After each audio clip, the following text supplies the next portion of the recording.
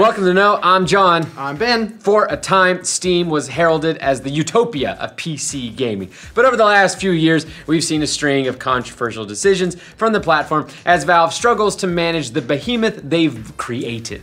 And as of this week, there's been some confusing information that they might be hitting developers with a restriction on free Steam keys that some say would punish smaller studios, because it keeps them from giving out as many free keys as they want, and maybe even from offering their own discounts off of the platform.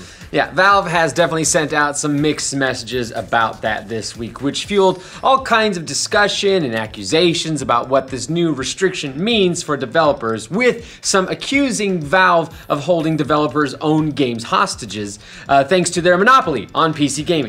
And there's no hyperbole there at all. Of course, this whole thing is kind of complicated, and Valve has laid some of their worst fears to rest, sort of. But it's definitely a sign that Valve is starting to take curation on Steam a bit more seriously. But first, let's talk about what actually went down this week in the chain of events that followed. Okay, it all started earlier this week when a screenshot from a private Steamworks group hit Reddit and Twitter. In that image, Valve software engineer Sean Jenkins seemed to suggest that Valve would start placing restrictions on the free keys it offered to developers. Jenkins said to a developer inquiring about Steam keys denial, "If we're denying keys for normal size batches, it's likely because your Steam sales don't reflect a need for as many keys as you're distributing. And you're probably asking for more keys because you're offering cheaper versions off Steam, and yet we're bearing the cost." He went on to say, for example, say you've sold a few thousand copies on Steam, but have requested or activated 500,000 keys, then we're going to take a deeper look at your games, your sales, your costs, etc.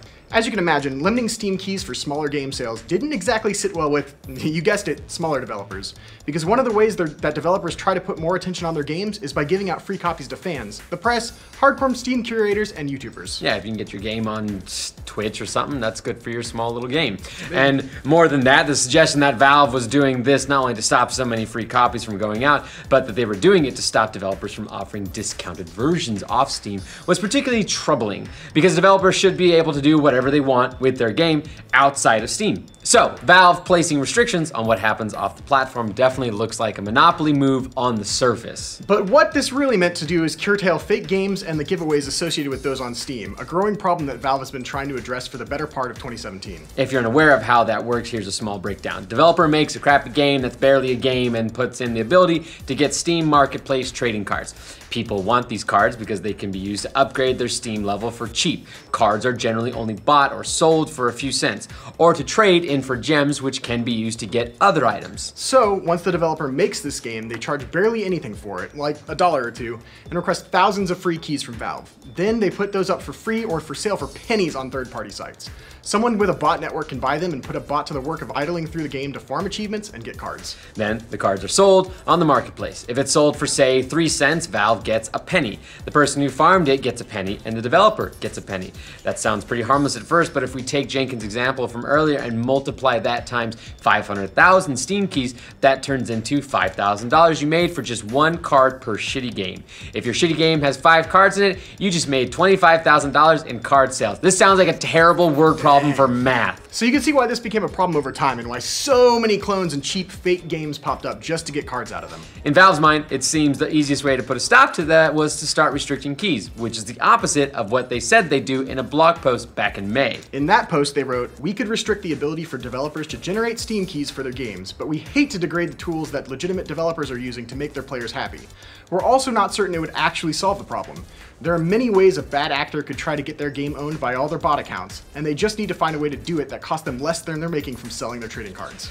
So much for that idea. While killing off fake games is a good goal for Valve, the big worry, as we said earlier from developers, was that this was also going to limit their ability to do discounts on sites outside of Steam, like Humble Bundles, for instance, or even giveaways or discounts on their own websites. Fortunately, after some criticism, Valve did finally step in to clarify.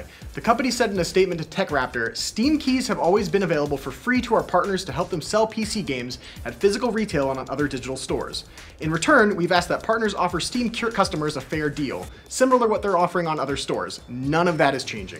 They went on to state, "It's completely okay for partners to sell their games on other sites via Steam keys and run discounts or bundles on other stores, and we'll continue granting free keys to help partners do these things. But it's not okay to negatively impact our customers by manipulating our store and features."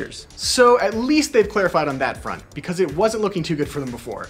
This is just another change in a string of changes Valve has pulled lately to deal with the problem of Steam's bloated catalog. Yeah, they dissolved Greenlight earlier this summer in favor of Steam Direct, but some new data showed that it didn't really change things all that much. In fact, the rate of new games added to Steam actually doubled.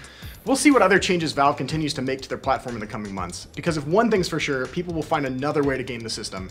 And since Valve keeps making money from it, they'll probably be slow to change things again.